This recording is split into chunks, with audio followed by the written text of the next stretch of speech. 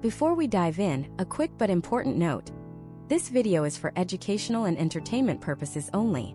I am not a financial advisor, and the information provided here should not be taken as financial advice. The world of points, miles, and credit cards is constantly changing, so please do your own research and consult with a qualified professional before making any decisions based on this presentation. Your financial situation is unique, and it's crucial to find the strategy that works best for you. You've been swiping your credit card all year, at the grocery store, at the gas station, on that new TV. And with every single swipe, you've been picturing it.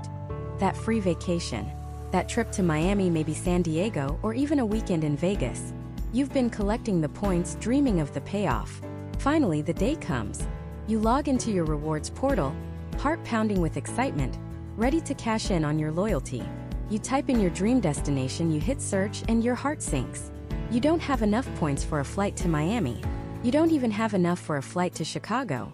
But you do have just enough for a one-way ticket to Cleveland. On a Tuesday, in the middle of February.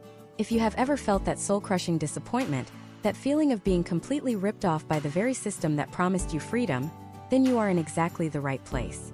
Because today we are going to end the confusion for good. This isn't just another video listing a bunch of credit cards. This is a strategic masterclass designed to solve the single biggest problem in travel rewards: choosing the right currency for your goals. We are settling the ultimate debate for anyone traveling within the United States. Airline miles versus hotel points. Which one is the undisputed champion for getting you the most free travel with the least amount of headache? By the end of this video, you will have a crystal clear, foolproof framework to decide which system is right for you, for your family, and for your travel style. No more guessing. No more wasted spending. No more flights to Cleveland in February, unless of course you actually want to go to Cleveland in February. You will know precisely where to focus your efforts to unlock the vacations you actually dream about. See, the big mistake everyone makes is thinking that a point is a point is a point. It's not. The companies that design these programs are masters of psychology. They use vague words like freedom, flexibility, and rewards to lure you in. But what they're really doing is pushing you into their ecosystem. An airline wants you to be loyal to their seats. A hotel wants you to be loyal to their beds. But what you want is to get from your home to a fantastic destination and have a great place to stay for as close to $0 as possible. And the path to get there is completely different depending on which of those two things, the flight or the hotel, is more important to you. Most of the advice you find online is obsessed with flying first class to the Maldives or getting a $5,000 a night suite in Paris. And that's awesome, but let's be real. Most of us are looking for something different. We're looking for a long weekend in Austin to see a concert. We're planning a family road trip to see the Grand Canyon and need a few free hotel nights along the way. We want to visit friends in Denver without dropping $500 on airfare. This video is for that person. This is the definitive guide to maximizing points for real-world, domestic US travel. To solve this puzzle, you first have to understand that there are two fundamental philosophies of travel, and you almost certainly fall into one of them. First, you have Team Airline Miles. These are the destination-driven travelers. For them, the destination is everything. They say, I want to go to New Orleans for Mardi Gras, or we have to see the fall colors in Vermont this year. The flight is the single biggest, most expensive hurdle to clear. They're thinking, if I can just get there for free, I'll figure out the rest. I can stay in an Airbnb, a budget hotel, a friend's couch, I don't care. Just get me to the place. If that sounds like you might be on Team Airline Miles. Then you have Team Hotel Points. These are the experience-driven travelers. For them, the hotel is a huge part of the vacation itself. They say, I just want to relax for 4 days at a really nice resort with a lazy river for the kids. Or, I need a comfortable, reliable hotel in a central location for a work conference. The quality and cost of the lodging is their primary concern. They might be willing to drive a few hours or snag a cheap flight on a budget airline to get there. But the thought of staying in a questionable motel gives them anxiety. They want the free breakfast, the pool, the gym, the guaranteed comfort of a brand they trust. If that's your mindset, you are probably on Team Hotel Points. Knowing which team you're on is half the battle. So let's break down the first contender. Let's talk about the incredible power and the hidden dangers of focusing on Airline Miles. The biggest, most intoxicating advantage of Airline Miles is their potential for massive, outsized value. This is what gets all the headlines. It's the ability to turn points you earn buying groceries into a $2,000, lie-flat business class seat from New York to Los Angeles. You simply cannot get that kind of jaw-dropping redemption value from hotel points on a consistent basis. Cashing in miles for a premium cabin experience feels like you've truly beaten the system. It's a luxury you would probably never pay for with cash, but with points it suddenly becomes possible. This is the aspirational wow factor, and it's a powerful hook. Beyond the glamour, the second major pro for Airline Miles, especially for US travel, is coverage. The big three US airlines, American, Delta, and United, and their partners have an unbelievably comprehensive network. You can get from almost any small regional airport to virtually any other city in the country. If you live in a city that's a fortress hub for one of these airlines, like Atlanta for Delta or Dallas for American, focusing on that airline's miles can be a no-brainer. You'll have a ton of direct flight options, making travel quick and convenient. And perhaps the most powerful tool in the Airline Miles arsenal is the magic of transfer partners. This is a concept that sounds complicated, but it's actually your secret weapon. Instead of earning miles directly with one airline, you collect flexible points with a credit card program like Chase Ultimate Rewards, American Express Membership Rewards, or Capital One Miles. These points are like a universal travel currency. You can keep them in your credit card account safe and sound, and then when you find the perfect flight, you can transfer them directly to a dozen or more different airline partners. This is a huge deal. It protects you from being locked into one airline's crappy award availability. If United has no good flights to Orlando, maybe you can transfer your points to Southwest instead. It gives you the power of choice. But, and this is a massive but, the world of Airline Miles is also a minefield of frustration. The single biggest con, the one that leads to the flight to Cleveland scenario, is the nightmare of award availability. Airlines use complex algorithms to decide when, and if they will release a seat for a reasonable number of miles. Just because a flight has empty seats does not mean you can book them with your miles. They often save these saver-level awards for less popular flights, midweek travel, or last-minute trips.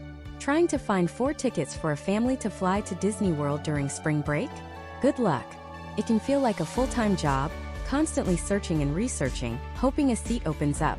This is where the dream of free travel crashes into the brick wall of reality. The second con is the trap of hidden costs. You found the flight, you click book with miles, and then you get to a screen asking for your credit card to pay the taxes and fees. For domestic US flights, this is usually just a mandatory government fee of $5.60 per segment, which is very reasonable, but it shatters the illusion of a truly free flight. And for some international redemptions, these fees can run into the hundreds of dollars. And finally, the most dangerous aspect of collecting airline miles is the constant, looming threat of devaluation. An airline can, at any moment and without any warning, decide that the flight that cost you 25,000 miles yesterday now costs 40,000 miles tomorrow. Your hard-earned points balance just lost a huge chunk of its purchasing power overnight. It's like an inflationary currency that you have absolutely no control over. You are hoarding a currency that is almost guaranteed to be worth less in the future than it is today. It's a race against the clock to earn and burn. So with all these risks, the terrible availability, the hidden fees, the constant devaluations, is the massive upside of a free business class flight even worth the headache? Does the world of hotel points offer a safer, simpler, and more reliable path to free travel? That's exactly what we're breaking down next. Let's start with the simple, undeniable truth. A hotel room is a hotel room. That might sound obvious, but in the world of points and miles, it's a revolutionary concept. Unlike an airline seat, which can be a 17-inch wide torture chamber or a lie-flat bed with champagne service, a standard room at a Hyatt, a Marriott, or a Hilton is a relatively known quantity. You get a bed, a bathroom, a door that locks. This fundamental simplicity is the first, and perhaps most powerful argument for hotel points. It strips away the layers of complexity that make airline miles so intimidating. There are no confusing fare classes, no alliances with bizarre routing rules, no last-minute equipment swaps that downgrade your experience. You're booking a room and you know what you're getting. This predictability is a sanctuary for those burned by the chaos of airline award charts. So how do you get these wonderfully simple points? The path is remarkably similar to airlines. The fastest way by far is through credit card sign-up bonuses. Cards co-branded with major hotel chains like the Marriott Bonvoy Boundless, the Hilton Honor Surpass, or the World of Hyatt card will often dangle massive welcome offers. We're talking 100,000, 150,000 points or more, just for meeting a minimum spending requirement in the first few months. That single bonus can often be enough for a multi-night stay at a fantastic property. Of course, you also earn points by staying at hotels and paying with cash, and by using their co-branded credit cards for everyday purchases. But the real power lies in those initial bonuses, and in the flexibility of transferable bank points. Currencies like Chase Ultimate Rewards and American Express membership rewards can be transferred directly to hotel partners. This is especially potent for a program like Hyatt, which is a transfer partner of Chase. You can accumulate Chase points from a variety of cards, and then when you're ready, send them over to your Hyatt account to book a stay. But earning is only half the battle. The magic and the core of our comparison is in the redemption. This is where the world of hotels splits into two distinct philosophies: the old-school award chart and the new-school dynamic pricing. Understanding this difference is critical. First, let's talk about award charts, the system that programs like World of Hyatt are famous for. Imagine a simple chart. Every single Hyatt hotel in the world is placed into a category, from Category 1 to Category 8. A Category 1 hotel always costs a set number of points, say 5,000 points per night. A Category 8 hotel always costs a set number of points, say 40,000 per night. The cash price of that room on that specific night is completely irrelevant. This is where you can find ludicrous value. Think about a Park Hyatt in a major city like New York or Paris during a huge event like New Year's Eve. The cash price could be $2,000 a night, but if it's a Category 7 hotel, it still costs the same 30,000 points it would on a random Tuesday in February. Your points suddenly become worth 6 or 7 cents apiece. You are effectively arbitraging the system, using a fixed-price currency to pay for a variable-price asset at its most expensive moment. This is the hotel equivalent of snagging that first-class international flight. It requires some planning and flexibility, but the payoff is immense. Now let's look at the other side, dynamic pricing. This is the model that Hilton and Marriott have almost entirely adopted. With dynamic pricing, the award chart is thrown out the window. The number of points you need for a free night is tied directly, or at least very closely, to the cash price of the room on that day. If a room at the JW Marriott costs $300, it might cost you 50,000 points. If that same room is selling for $600 the next night because of a conference, it might cost you 100,000 points.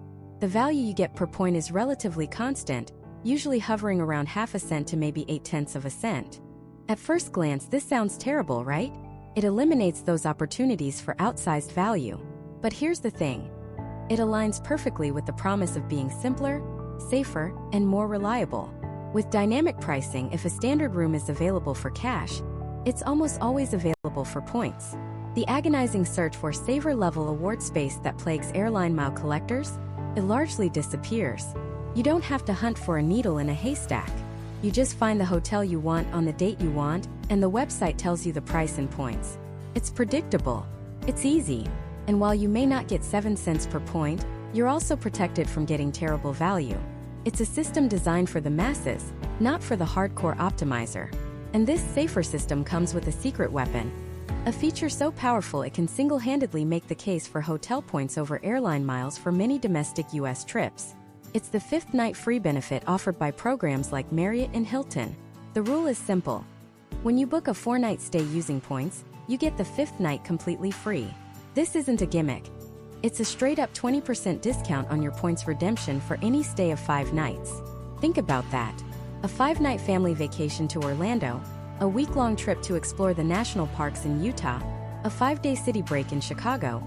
All of these common U.S. trips are instantly 20% cheaper in points. This one benefit transforms a good redemption into a fantastic one. It encourages you to stay longer, to turn a long weekend into a proper vacation, all while massively stretching the value of your points. No airline program offers anything remotely this generous or easy to use. Let's put this all together with a real-world example. Imagine you're planning a family trip to see the Grand Canyon. You want to stay in a nearby town like Williams, Arizona, for 5 nights in July. You look up the hotels, and a standard room at the local Spring Hill Suites is going for an eye-watering $500 a night. That's a $2,500 bill just for your lodging. Ouch, but you've been collecting Marriott points. You log into your Bonvoy account and see that the same room costs 60,000 points per night. For 4 nights, that would be 240,000 points. But because of the 5th night free benefit, you don't pay for the 5th night. Your total cost for the entire 5-night stay is 240,000 points. You just used your points to cover a $2,500 expense. That is real, tangible value that you feel directly in your wallet. You just made a trip possible that might have been too expensive otherwise. And it gets even better. Many hotel credit cards come with a killer perk: automatic elite status. The Hilton Surpass card, for example, gives you automatic Hilton Honors Gold status. What does that mean? It means at most Hilton brands, you and a guest get free breakfast every single day of your stay. On that 5-night Grand Canyon trip, if you were staying at a Homewood Suites or an Embassy Suites, that's free breakfast for the whole family for 5 days. That could easily be $100 to $200 in savings. Gold status also gets you space-available room upgrades.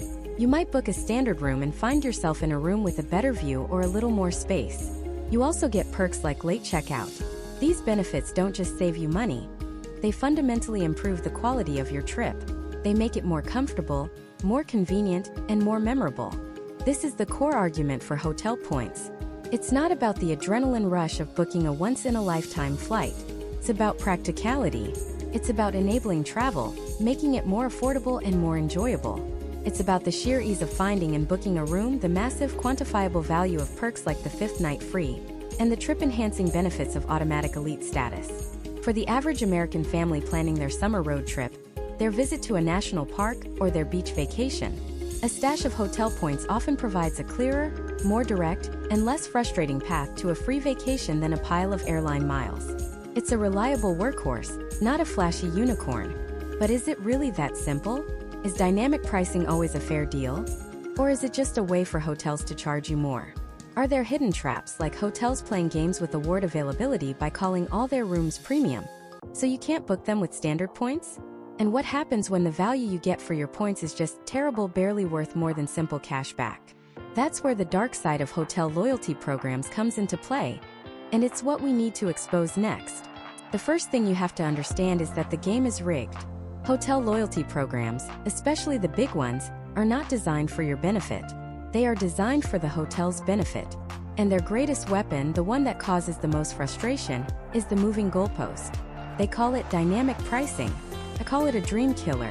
Let's travel back in time just for a moment to the good old days of hotel points. It wasn't that long ago. You'd look at a hotel, say a nice Marriott in downtown Chicago. You'd pull up its award chart and it would say plain as day Category 5 hotel. 35,000 points per night. That was the price. It didn't matter if you were booking on a sleepy Tuesday in February or a bustling Saturday in July. The price was the price. It was a contract. You knew exactly what you needed to save. Your goal was clear. Accumulate 35,000 points, get one free night. Simple, predictable, and fair. That predictability is gone. Almost entirely. Today you look up that same hotel in Chicago. On that sleepy Tuesday in February, when the cash price is maybe $150, the hotel might cost you 30,000 points. Great deal, you think. But then you check the dates for that summer trip you're actually planning. The cash price is $500 a night, and suddenly the points price has ballooned to 95,000 points. For the exact same room. The same bed, the same tiny shampoo bottles, the same questionable view of a brick wall. The goalpost didn't just move. It teleported to another stadium in another state. This is dynamic pricing. It means the number of points you need is directly tied to the cash price of the room on any given day. When the hotel is in high demand, the points price skyrockets. When it's empty, the points price drops. On the surface, it sounds logical. But in practice, it completely guts the core promise of a loyalty program. The entire point of saving up rewards is to offset the cost of expensive travel. You save points so you can afford that trip to Orlando during school vacation, or that New York City weekend in the fall. But with dynamic pricing, the moment a trip becomes expensive with cash is the exact same moment it becomes impossibly expensive with points.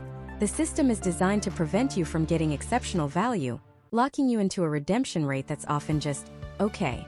It turns your hard-earned points into little more than a glorified gift card with a fluctuating balance, robbing you of the thrill of scoring that amazing deal. But the moving goalpost is just the first punch. The second one is slower, more sinister. It's the silent thief that creeps in overnight and snatches the value right out of your account. It's called devaluation. Imagine you have $100 cash in a safe. You come back in 5 years, you open the safe and you still have $100.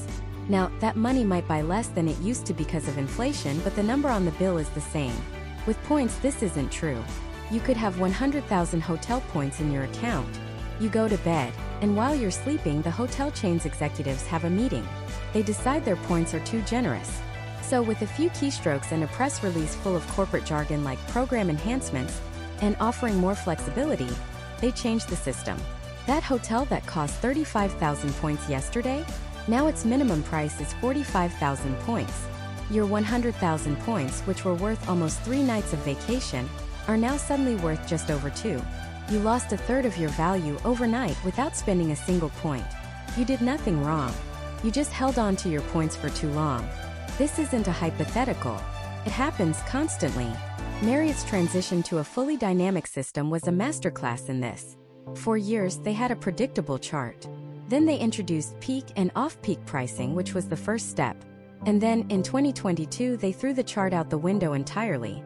They promised that most hotels would stay within their old points bands for a while, a comforting lie to prevent a mass exodus.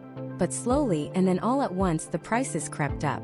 That aspirational resort in Hawaii you were saving for just got 40,000 points further away. Your points are a melting currency, an ice cube on a hot summer day. And the hotel chains control the thermostat. They can, and do, print more points out of thin air whenever they want, diluting the value of the ones you work so hard to earn. So the goalposts are moving day to day, and the value of your points is shrinking year to year. It's a nightmare. But it gets worse. What happens when you navigate this minefield? You time it perfectly, you find a decent points price, and you have enough points in your account. But the hotel simply says no? This is the third and perhaps most infuriating dark art of hotel programs, the Phantom Award. You go to the website. You search for a 5-night stay at that ski lodge in Aspen for a holiday week. The website shows you the cash price, no problem. Rooms are available. You're ready to pay. But then you click the little Pay with Points button. Suddenly, the screen flashes an error message. Unfortunately, there are no rooms available for your selected dates using points. It's a lie. The hotel is not sold out. You can book the exact same room with cash that very second. They just don't want your points. This is because most major hotel chains don't force every single one of their properties to make standard rooms available for points every single day of the year. They allow for something called capacity controls, which is a fancy way of saying blackout dates. During the most popular times, think Christmas in Colorado, 4th of July on the coast, spring break in Florida, hotels can simply decide not to accept points for their standard rooms, forcing you to use points for their outrageously priced premium rooms, which can cost 2 or 3 times the standard rate. They are holding the most desirable inventory hostage, only willing to release it for cold, hard cash. So let's put it all together. You want to take your family to the beach for a week in the summer. You start saving your points, but the target keeps moving because of dynamic pricing. While you're saving, the hotel chain devalues its points, so the pile you need gets even bigger. Then, after a year of diligent saving, you finally have enough. You go to book the trip, the one you've been planning and dreaming of, and the website tells you that you can't because the hotel has decided your points aren't welcome that week. It is a trifecta of frustration, a system designed to make you feel like you're always one step behind. It pushes you toward giving up and just booking a mediocre hotel near the airport for a terrible value, just to get rid of the points. And that's exactly what they want. They want to extinguish your liability. They want you to burn your points on low-value redemptions. It paints a bleak picture, doesn't it? It makes you wonder if hotel points are just a complete and utter scam. And for many people who play the game the way the hotels want them to, it is. They are fighting a battle they are destined to lose. But what if I told you there's a way to play a different game entirely? What if there was a type of point that was immune to devaluations? A point that had a fixed, predictable, and transparent value that the hotels couldn't manipulate behind the scenes? This isn't a fantasy. This is the secret weapon that separates amateur travelers from the pros. It's a way to sidestep the dynamic pricing, the devaluations, and the blackout dates. And understanding how these special points work is the key to flipping the entire power dynamic back in your favor. They're called transferable points. It's a simple name for a truly revolutionary concept. Instead of being locked into one airline's currency, like Delta SkyMiles or American AAdvantage Miles, you're earning a universal travel currency. Think of it like this: earning points directly with an airline is like getting paid in company scrip. You can only spend that scrip at the company store, the airline, and they set the prices. But earning transferable points is like getting paid in cold, hard US dollars. You can walk into any store you want and choose the best deal on the shelf. This is the power of flexibility. You are no longer a captive customer of a single airline or hotel chain. You are a free agent. You hold the master key that can unlock dozens of different doors, and you get to choose which door offers the best value. When an airline like United decides overnight that their miles are worth less, it's a gut punch if all you have are United miles. But if you have a bank of these transferable points, you just shrug and decide to transfer your points to Air Canada instead, to book that very same United flight for a fraction of the cost. You've insulated yourself from their bad decisions. You're playing a different game entirely. In the United States, there are 4 major players in this game, 4 main banks of these powerful points. Think of them as the 4 horsemen of free travel. First, you have Chase Ultimate Rewards. This is often the gateway for most people into this world. It's the reliable all-American workhorse. They have fantastic domestic partners that real people actually use, like Southwest, JetBlue, and United. And critically, they are the exclusive bank partner for Hyatt, which, as we'll see, is like having the keys to a luxury kingdom. Next is American Express Membership Rewards. If Chase is the workhorse, Amex is the thoroughbred. It's a bit more premium, a bit more focused on international and luxury travel. They have the most airline transfer partners of anyone, including being the only one to partner with Delta. If your dream is to fly business class to Europe or Asia, Amex is often your ticket. Then there's Citi Thank You Points. For a long time, Citi was seen as the underdog, but they have quietly built a powerhouse program. They have some unique and valuable partners you won't find elsewhere, like Turkish Airlines and Qatar Airways, which hide some of the most unbelievably valuable redemptions in the entire world. They're the dark horse that can suddenly win you the race. And finally, there's Capital One Miles. They're the newcomer who changed the game with simplicity. Their cards earn a solid rate on everything, and their points are incredibly easy to use. While their partner list was once small, it's now a robust collection of international carriers, making them a serious contender. They offer a perfect blend of power and simplicity, so you have these 4 ecosystems. But just knowing they exist isn't enough. The real magic, the part that will save you thousands of dollars, is understanding how to leverage their flexibility. It all comes down to a concept the pros call points arbitrage. It sounds complicated, but it's simple. It's about finding the pricing loophole. It's about buying low and selling high, but with points. Let me give you a concrete, mind-blowing example. Let's say you want to fly from your home in Chicago to Hawaii for a much-needed vacation. You're flying on a United Airlines plane. You go to United's website, and you find a round-trip ticket for 50,000 United miles. That feels like a decent deal. Most people would book it and not think twice. But you, the savvy traveler holding transferable points, know a secret. You know that Turkish Airlines is a partner with United because they're both in the Star Alliance. So you do something 99% of travelers would never think to do. You check the Turkish Airlines award chart. It's like a secret menu of prices. And on that menu, you see that a round-trip flight from the mainland US to Hawaii on a United plane costs just 15,000 Turkish miles. Let that sink in. 15,000 miles for the exact same seat on the exact same United flight that United itself is charging 50,000 miles for. That is a 70% discount, handed to you on a silver platter, simply because you held points that could become either United miles or Turkish miles. You had the choice. You had the power.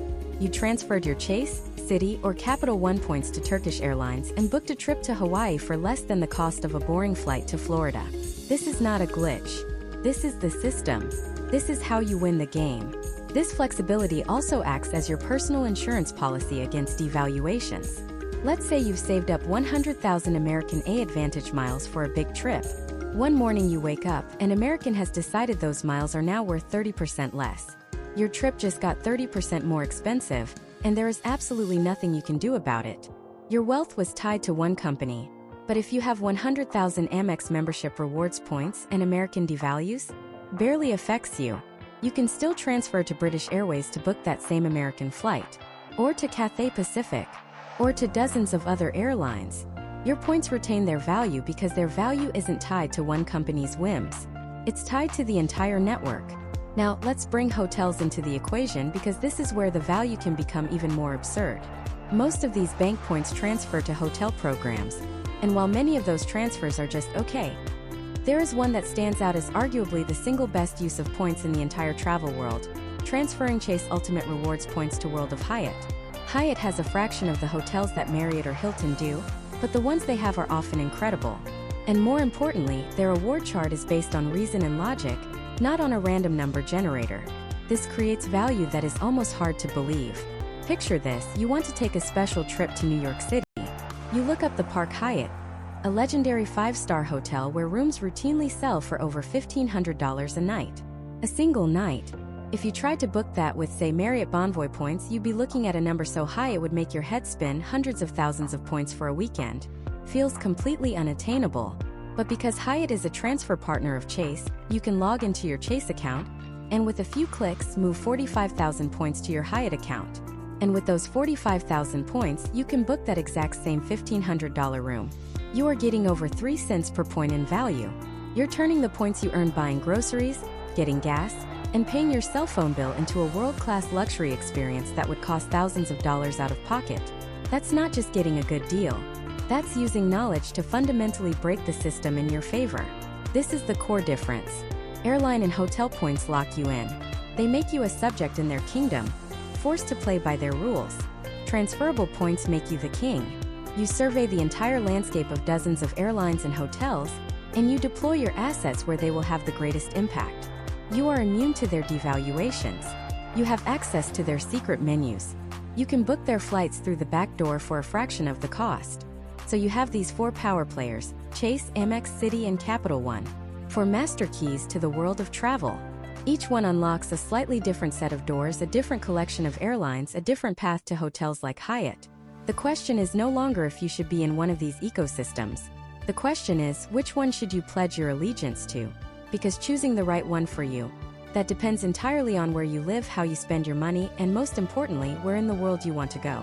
So let's start with the most critical factor, the one that can single-handedly decide this entire debate for you: where you live.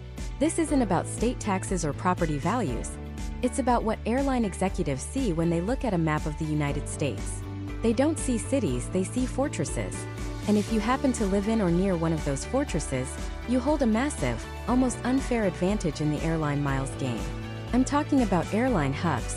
Atlanta is Delta's fortress. Dallas-Fort Worth is American's kingdom. United basically owns the skies over Chicago, Denver, and Houston. If you live within a 90-minute drive of one of these airports, your path is almost chosen for you. Pledging allegiance to that airline isn't just a good idea. It's practically a cheat code for domestic travel. Why? 3 reasons: volume, convenience, and availability. First, volume. From a hub, your airline will have more flights to more destinations than any other carrier, period. Want to go from Atlanta to Bozeman, Montana? Delta will have multiple nonstop flights a day. Trying to do that on American? You're probably connecting through Dallas. This sheer number of options means your miles are fundamentally more useful, because they can get you to more places. Second, convenience. Non-stop flights. Need I say more? Every connection you avoid is 3 hours of your precious vacation time. You don't spend sprinting through a terminal or eating overpriced airport food. For a family traveling with kids, the value of a non-stop flight isn't just a nice-to-have.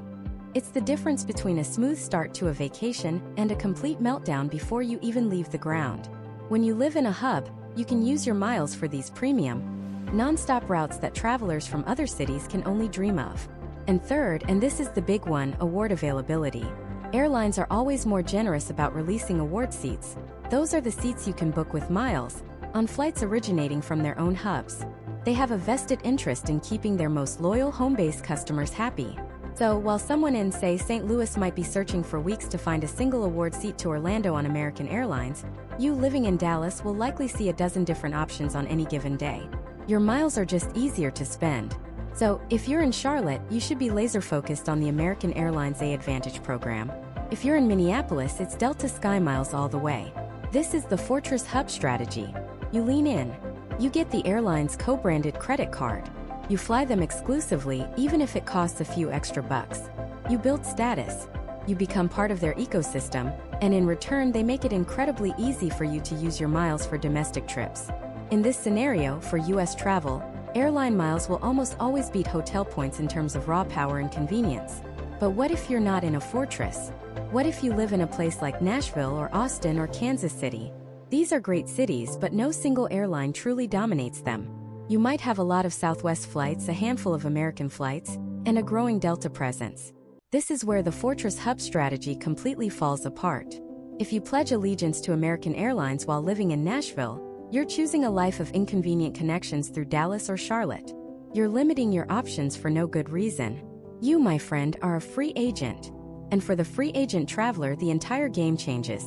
Your loyalty shouldn't be to an airline or a hotel. Your loyalty should be to flexibility itself. This is where transferable point currencies, like Chase Ultimate Rewards, American Express Membership Rewards, and Capital One Venture Miles, become your superpower. Think of these points as a universal travel currency, a Swiss Army knife in a world of specialized tools. Instead of earning Delta Sky Miles that can only be used on Delta, you earn Chase Ultimate Rewards points. Now, when you want to fly from Nashville to New York, what do? You don't just check the Delta app. You go to Google Flights and see who has the best flight, the best time, the best price, a nonstop route. Let's say it's JetBlue. No problem. You instantly transfer your Chase points to your JetBlue account and book the flight. The next month you want to go to Miami, and American has the only nonstop.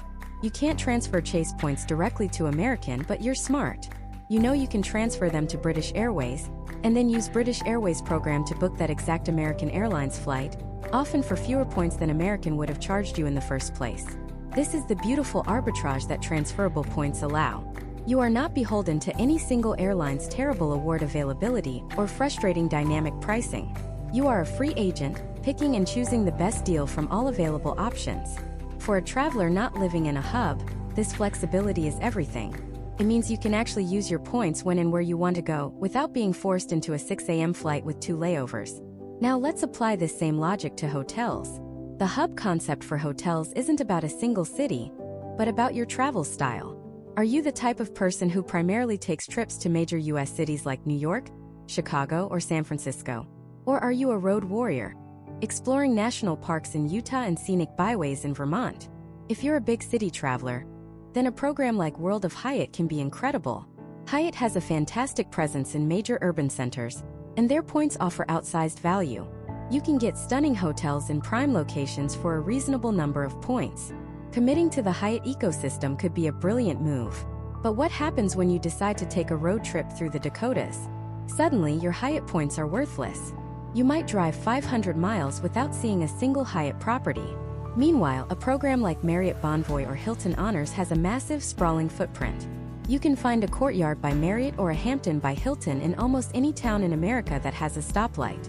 So if your travel style is more about exploring off-the-beaten-path America, focusing on one of these mega chains makes a lot more sense. Your points will be far more useful, even if the value you get per point is sometimes a little lower than with Hyatt. Let's ground this in a real-world example. Imagine a family of 4 from Indianapolis, a classic free agent city, wants to take a 1-week vacation to Orlando.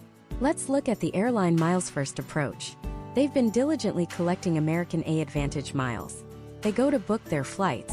It's a popular route, so American's dynamic pricing is through the roof. They're asking 60,000 miles per person for a round-trip economy ticket. That's 240,000 miles for the family. And the only flights available at that price have a layover in Charlotte. It's a painful, expensive, and inconvenient proposition. They might not even have enough miles. Their vacation plan is dead in the water. Now let's look at the hotel points first approach. This family decided to focus on collecting Hilton Honors points. Maybe they drive to Orlando to save money. Their airline miles are irrelevant, but their 300,000 Hilton points are now the key to the entire trip. Orlando is flooded with Hilton properties. They can get a home with suites with a free breakfast and a full kitchen. Perfect for a family. They book 5 nights, and thanks to Hilton's 5th night free benefit on award stays, they only pay for 4 nights worth of points. They've just secured their lodging for the entire week for free. In this scenario, hotel points are the clear winner. But now, let's look at the ultimate strategy: the free agent with transferable points. Our Indianapolis family has been collecting Chase Ultimate Rewards points. First, they check flights. They see a non-stop on Southwest for a great price, only 15,000 points per person. They instantly transfer 60,000 Chase points to Southwest and book it. Done. Flights secured non-stop for a quarter of what American was demanding. Now for the hotel. They look at their options. There's a fantastic Hyatt Regency near the parks that costs 12,000 points a night. They transfer the points they need from Chase to Hyatt and book a week there. They had the flexibility to choose the best flight option across multiple airlines and the best hotel option across multiple chains. They weren't locked into anything. They used the market to their advantage, leveraging their flexible points to craft the perfect, most efficient trip possible. They saved hundreds of thousands of points and hours of travel time compared to the family that was loyal to a single airline. This is the power of choosing the right strategy for your specific situation. It's not about which program has the flashiest ads. It's about a cold, hard look at where you live, where you want to go, and what kind of traveler you are. Are you a Fortress Hub loyalist, destined to dominate a single airline's route network?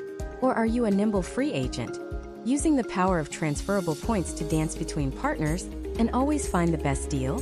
Answering that question is the first and most important step. Once you've figured out your strategy, then and only then can you start to look at the tools you'll use to execute it. Because how you actually rack up the hundreds of thousands of points needed to make these trips a reality, well, that all comes down to the plastic in your wallet. It's about understanding the simple math of earning points that separates the amateurs who get one free flight every 3 years from the pros who take multiple vacations a year for next to nothing. And that math, it's almost never what you think it is. Let's break down that math. It all comes down to one crucial concept: earning velocity. Forget everything you think you know about points for a second. Earning velocity isn't about the value of a single point. It's about how quickly you can accumulate a massive pile of them. It's the speed at which you go from zero to a free vacation. And this is where the airline and hotel games diverge dramatically. First, let's look at airlines. The most obvious way to earn airline miles is, well, by flying. But here's the first trap. Most people think, I'll fly a lot, and the miles will just rack up. That's a myth from a bygone era. Today, most US airlines like United, Delta, and American have revenue-based earning.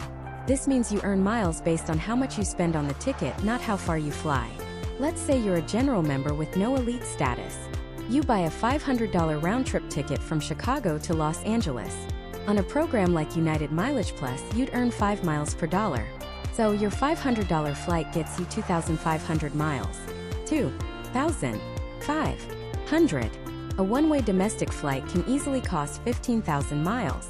At that rate, you'd need to fly 6 of those $500 trips just to earn one free one-way ticket.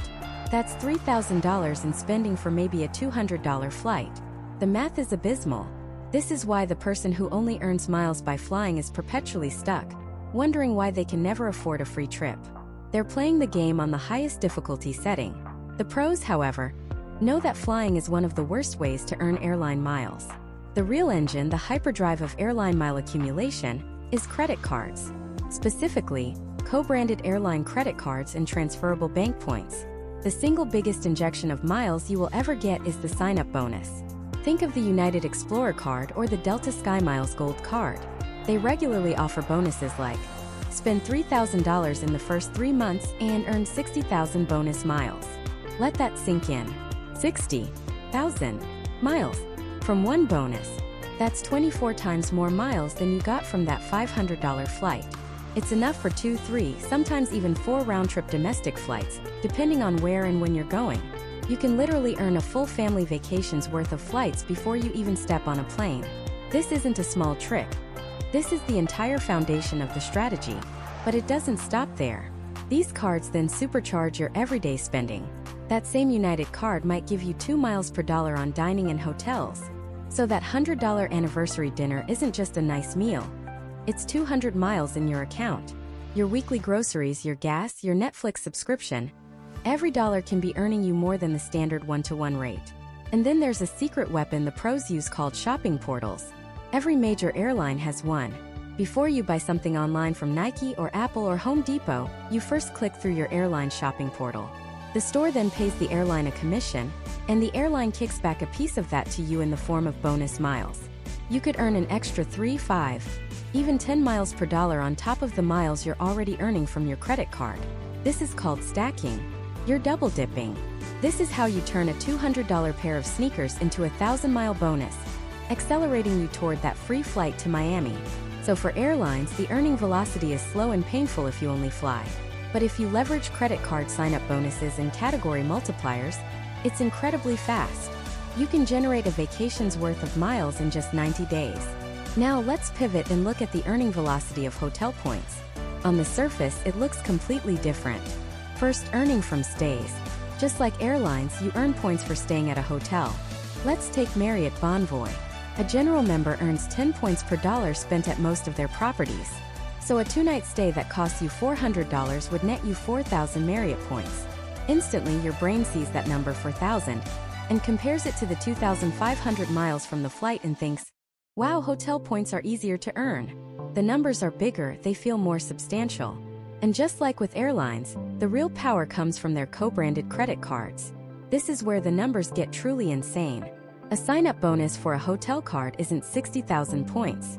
It's often 125,000, 150,000, or even more. The Hilton Honors Aspire card from American Express has, at times, offered a 150,000-point welcome bonus. Some cards, like the World of Hyatt card, offer bonuses in the form of free night certificates. Imagine getting 2 free nights at a luxury resort just for signing up and meeting a minimum spend. The initial windfall from hotel cards feels astronomically larger than their airline counterparts. And the multipliers? They are on another level, but with a catch. That Marriott Bonvoy Brilliant card, for example, can earn you a staggering 6 points per dollar at Marriott hotels. Combine that with the 10 points per dollar you get as a member, plus any elite status bonuses, and you can easily be earning over 20 points for every single dollar you spend on a hotel stay. A $1,000 week-long vacation stay could dump over 20,000 points into your account. The earning velocity when you are at the hotel is simply unmatched by anything in the airline world. So let's recap the math of earning velocity. For airlines, the primary earning method for the average person is painfully slow, but the credit card strategy provides a massive front-loaded boost. For hotels, the earning from stays is decent, but the credit card strategy is an absolute juggernaut, delivering colossal sign-up bonuses and bonkers multipliers for on-property spending. Based on this alone, the case seems closed. The numbers are just bigger on the hotel side. Earning 150,000 Hilton points feels way better and seems way more powerful than earning 60,000 United miles. It seems obvious that you should focus your efforts on accumulating hotel points because you can simply get more of them faster. And this is the exact moment where 99% of people make the wrong decision, because they stop their analysis right here. They see the bigger number and declare a winner. They've figured out the first part of the equation, how to earn, but they completely ignore the second and far more important part of the equation, how you spend them. This is the critical piece of the puzzle we call redemption value. Earning points is one thing, what you can actually get for them is another thing entirely.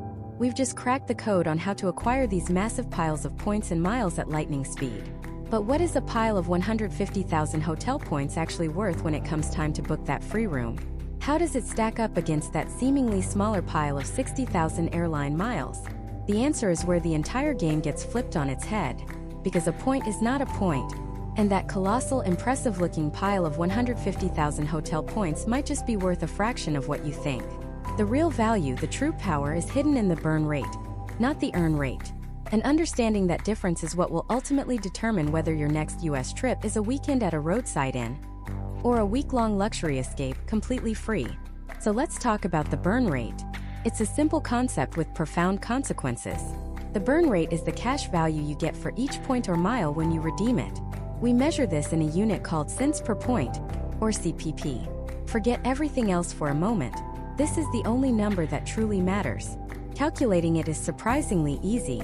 You take the cash price of the flight or hotel room, subtract any taxes or fees you still have to pay, and then divide that by the number of points required. That's it.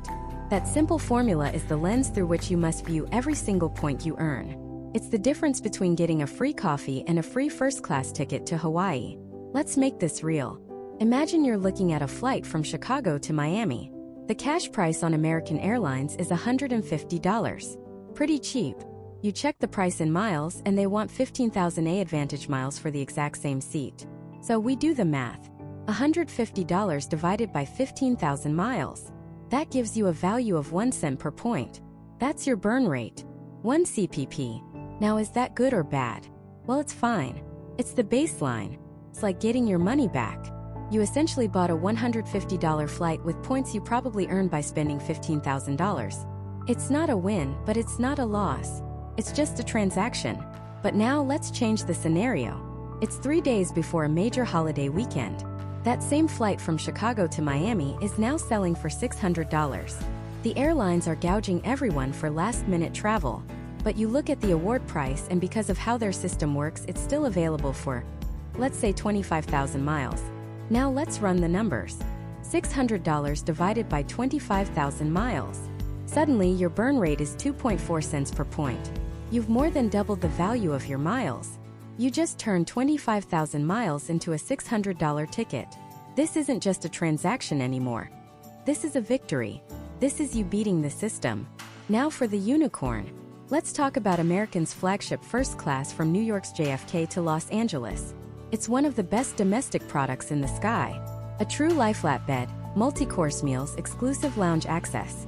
The cash price for a one-way ticket can easily be $3,000.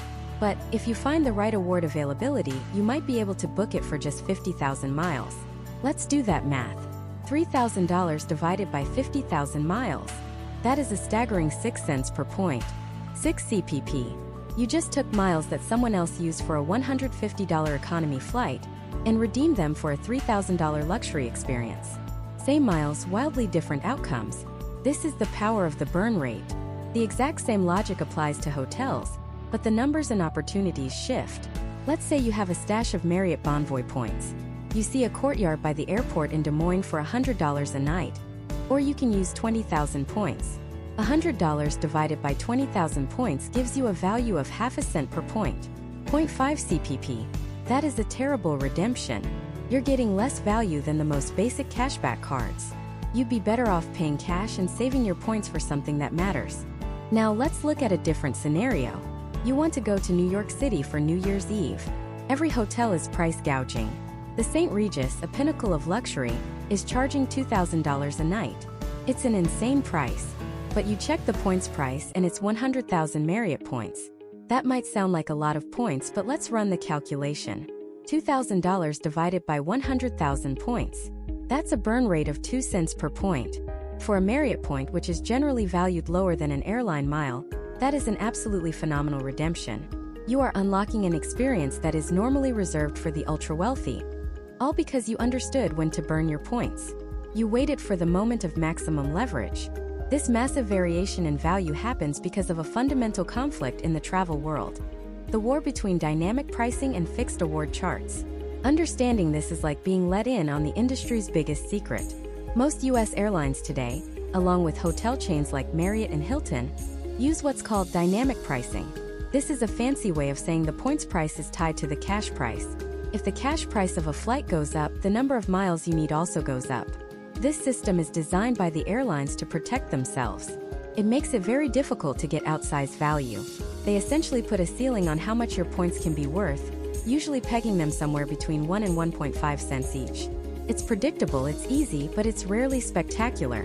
It's the safe route that will get you a free flight, but it will almost never get you that $3,000 first-class seat for a handful of miles. But then there's the other system. The system the pros use. Award charts. A few programs, most famously World of Hyatt for hotels and many international airline partners for flights, still use them. An award chart is a simple table. It says a hotel in this category, or a flight in this region, costs a fixed, predictable number of points. Period. It does not care if the cash price is $100 or $2,000. It does not care if it's a random Tuesday in February or the Super Bowl weekend. The point price is the point price. This is where the magic happens. This is how you find the loopholes. When you have a fixed award chart in a world of wildly fluctuating cash prices, you create an opportunity for arbitrage. You can exploit the difference. That's St. Regis in New York on New Year's Eve for $2,000? Hyatt has hotels like the Park Hyatt in the same city. Its cash price might also be $2,000, but because it's a Category 8 hotel on their award chart, it costs a fixed 45,000 points. Do that math. $2,000 divided by 45,000 points. That's a burn rate of over 4.4 cents per point. That is a home run. You've found the inefficiency in the market. So you see, the game isn't just about earning points. A credit card offering 5x points on dining is meaningless if those are Marriott points that you redeem at half a cent each. That's an effective return of just 2.5%. Meanwhile, a card that only earns 2x points on everything, but those points are flexible and can be transferred to a program like Hyatt, could get you over 4 cents per point in value. That's an effective return of over 8%. It's not even a close contest. This is the fundamental truth. The value of a point is not fixed. It is a fluid, dynamic thing that you, the traveler, have the power to control. You can choose to be average and get 1 cent of value, or you can choose to be strategic and get 5, 6, even 10 cents of value from the very same point. So we have two systems. One that gives you predictable but mediocre value, and one that holds the keys to unimaginable luxury. The question is, how do you gain access to that second system? How do you find these hidden award charts and exploit them? It all comes down to one concept the pros use. A concept that separates the amateurs from the masters, transfer partners. And that's exactly what we're breaking down next. This second system, this master key, is built on the simple but earth-shattering idea of transferable points. Think of the points you earn with a co-branded airline or hotel card, like a Delta SkyMiles card or a Hilton Honors card, as store credit. You can only spend them at that one store. They're valuable, but they're incredibly restrictive. Now think of transferable points, the kind you earn from cards like the Chase Sapphire Preferred, the American Express Gold Card, or the Capital One Venture X, as pure, cold, hard cash. You can take this cash and convert it into almost any store credit you want, whenever you want. These stores are the airline and hotel loyalty programs, and they are called transfer partners. This is not a small difference. This is the entire game. Holding on to transferable points is like holding US dollars. You wouldn't walk into a bank and convert all your life savings into Japanese yen just because you might go to Tokyo one day. That would be insane. You wait until you're planning the trip, see what things cost, and then convert only what you need. Transferable points work the exact same way. You keep your points in your flexible bank account, your Chase, Amex, or Capital One account, and only transfer them to a specific airline or hotel program when you found a fantastic deal and you're ready to book. Let's make this real with an example that will save you thousands of points on your very next flight. Imagine you want to fly one way from New York to San Francisco. You have 100,000 Chase Ultimate Rewards points. The amateur move is to go to the Chase travel portal, find a United flight that costs $400, and use 40,000 points to book it at a fixed value of 1 cent per point. Maybe you have a premium card and get a 25% bonus, so it costs you 32,000 points. Feels easy. Feels like a free flight. But you just left a 5-star meal on the table and settled for a snack. Here's what the pro does. The pro knows that United Airlines is part of a global club called the Star Alliance. Think of it like a group of friends who agree to share their stuff. United has friends like Air Canada, Avianca, and Singapore Airlines. The pro also knows that while you can transfer Chase points directly to United, you can also transfer them to these other Star Alliance partners. Why on earth would you do that? Because each airline has its own prices, its own award chart for the exact same flight. So the pro ignores the Chase portal. They ignore United's website. They go to the website of one of United's partners, like Air Canada's Aeroplan program. They search for the exact same New York to San Francisco United flight on the exact same day. And they find it. But Air Canada doesn't charge 32,000 or 40,000 points for that seat. Because of their specific award chart rules, they only charge 12,500 points. Let that sink in. By making one extra click and transferring your Chase points to Air Canada instead of United, you can book the exact same seat on the exact same plane, operated by the exact same United crew for a third of the cost. You just turned a 32,000-point flight into a 12,500-point flight. The 19,500 points you saved is more than enough for another flight, or a couple of free hotel nights. This isn't a glitch or a loophole. This is how the system is designed to work. This is the second system. You are no longer playing by United's rules. You're playing by the rules of the entire alliance, and you get to pick the set of rules that benefits you the most. This concept is built on the 3 major airline alliances, and understanding them is like finding the Rosetta Stone for free travel. First, you have Star Alliance. This is the big one, with members in the US like United. If you have transferable points, you can often book United flights for fewer points by transferring them to partners like Air Canada Aeroplan, Avianca Life Miles, or Turkish Miles and Smiles. Second, you have oneworld. Their major US partner is American Airlines. You usually can't transfer bank points directly to American, but you don't need to.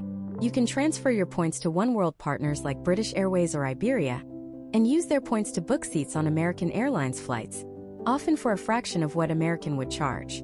A short domestic flight on American might cost 15,000 AAdvantage miles, but you could book that same seat for just 7,500 points by transferring to British Airways. Third, there's SkyTeam with Delta as the main US airline. Delta's mileage program, Sky Miles, is famous for its high prices, often called Sky Pesos. But again, you can bypass them.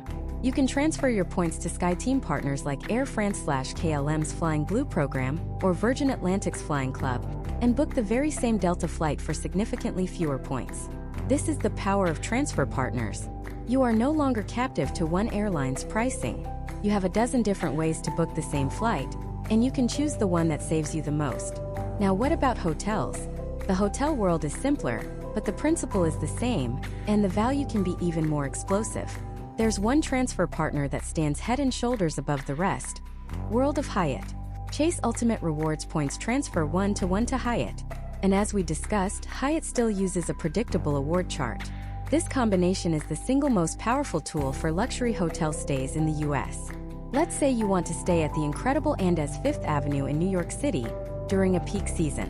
A standard room could easily cost you $1,000 per night. If you booked that through the Chase travel portal, it would cost a mind-blowing 100,000 points. A complete waste.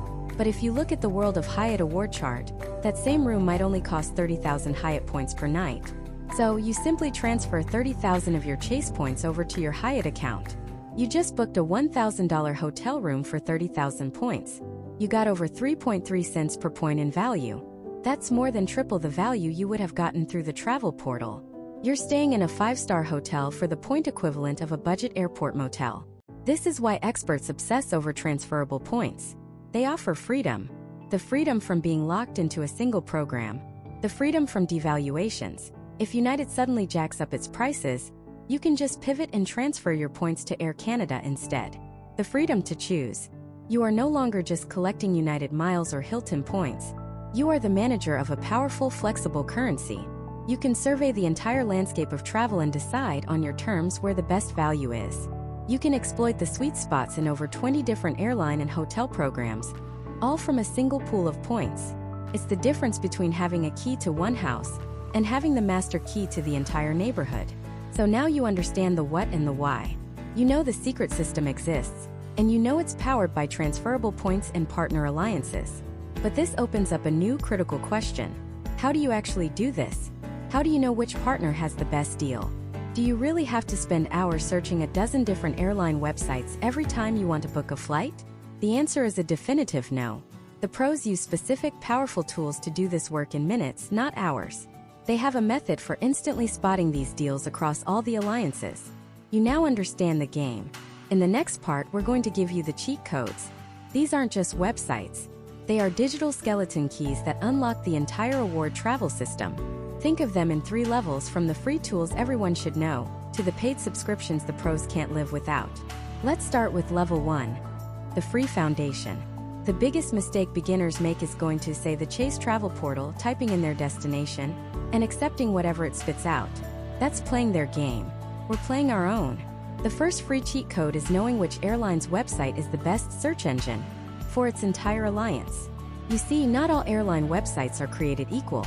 Some are clunky and hide partner awards, while others have powerful, user-friendly search tools that show you almost everything. If you want to fly on any Star Alliance airline like Lufthansa, Swiss Air, or Turkish Airlines using points, you don't search all of their websites. You use United.com. United's search engine is one of the best for finding Star Alliance award seats, even if you have no intention of using United Miles to book it. You find the flight on United's site, you see that it's available, and then you go back to your program of choice, say Air Canada Aeroplan, to actually book it, often for fewer points. Same thing for oneworld. You want to fly on British Airways, or the incredible Qantas, or even Alaska Airlines. Your best free search tool is often American Airlines' website, AA.com. It has a fantastic, calendar-based search function that clearly shows oneworld partner availability. You find the seat there, then you book it with whatever oneworld affiliated points you have. For SkyTeam, the alliance with Delta, Air France, and KLM, the go-to is often Air France's website. This single trick, using the best-in-class search engine for each alliance, will save you dozens of hours. It's the difference between fumbling in the dark and turning on the lights. But what if you don't even know which program is a good deal? You have Chase points, you want to fly from New York to Los Angeles. Should you transfer to United, JetBlue, British Airways? This leads to the second free tool, Award Hacker. This isn't a search engine for live availability. Think of it as the Kelly Blue Book for award flights.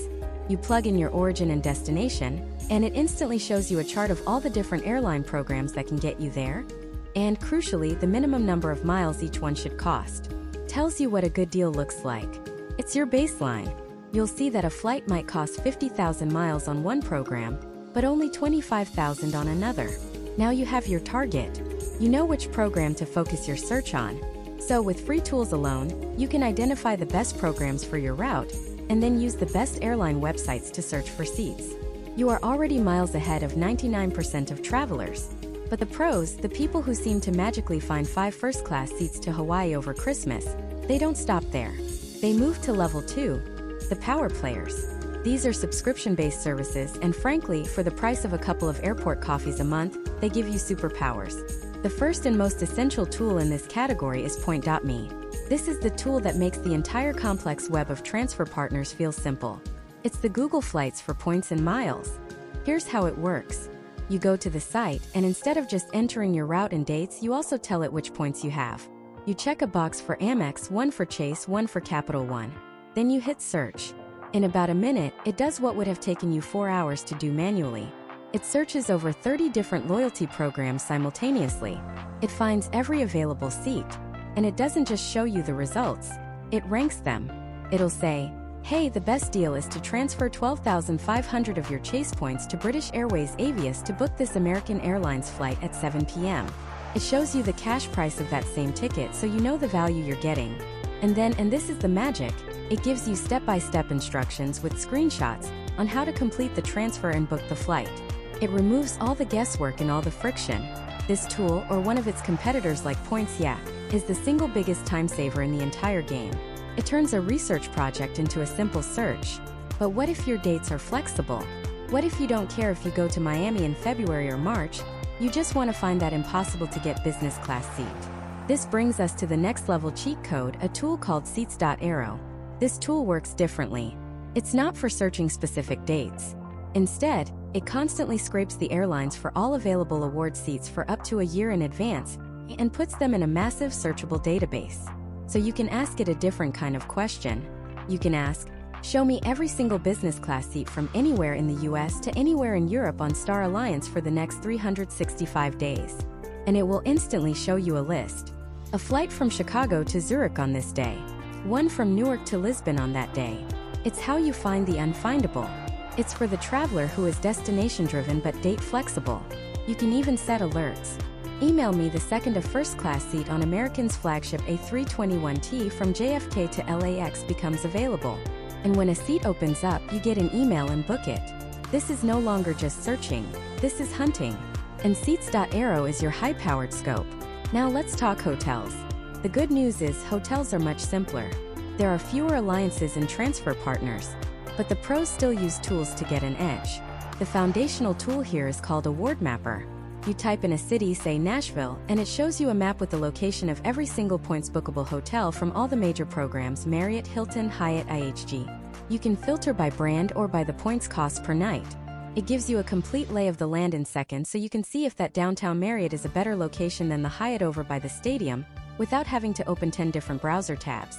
And to make sure you're getting a good deal, you can use a site like MaxMyPoint. It helps you quickly calculate the cents per point value you're getting for a hotel stay.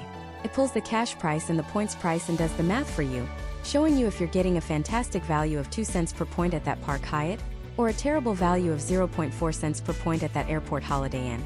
It's a simple, quick gut check to ensure you're not wasting your hard-earned points. So let's put it all together. The professional method, the real cheat code, is a system. Step 1. Define your trip. Step 2. Use Award Hacker to see which programs offer the best value for that route. Step 3. Use Point.me to find real-time availability for your specific dates across all the best programs. Or if you're flexible, use Seats.Aero to find out when the best seats are available.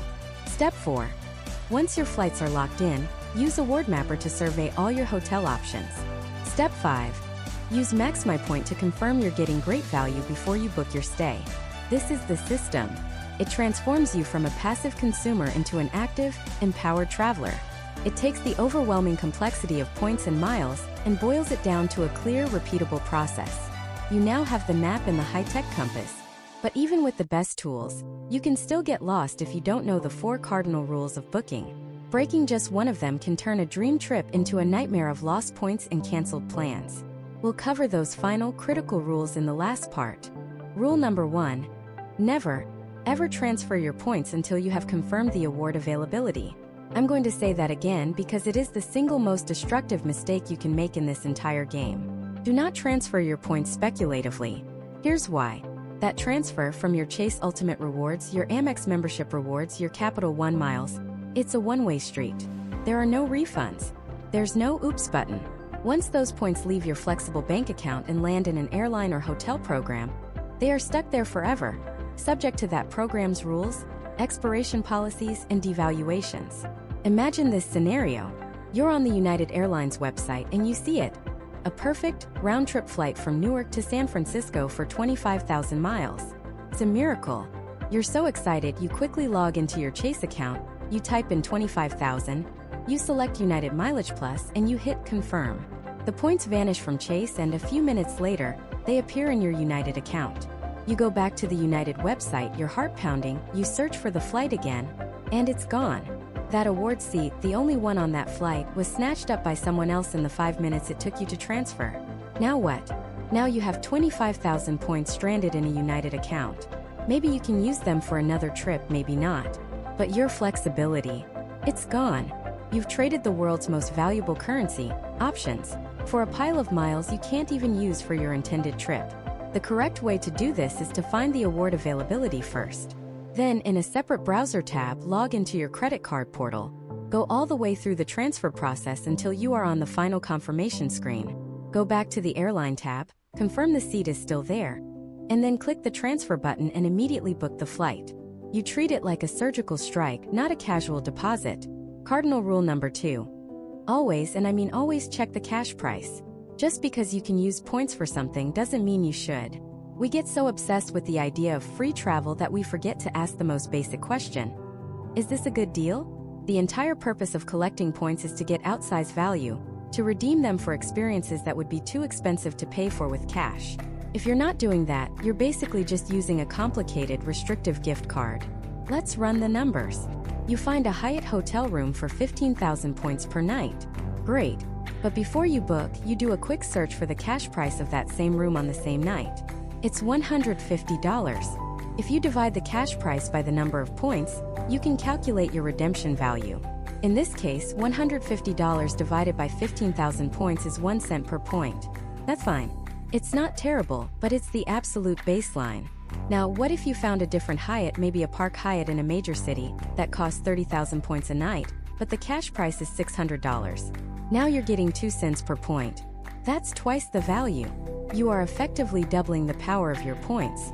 Your goal should almost always be to get at least 1.5 cents per point, and ideally closer to 2 cents or more for your travel. Sometimes a flight might cost 20,000 miles, but the cash fare is only $99 because of a sale. Using your points there would be a terrible redemption. You'd be getting less than half a cent per point in value.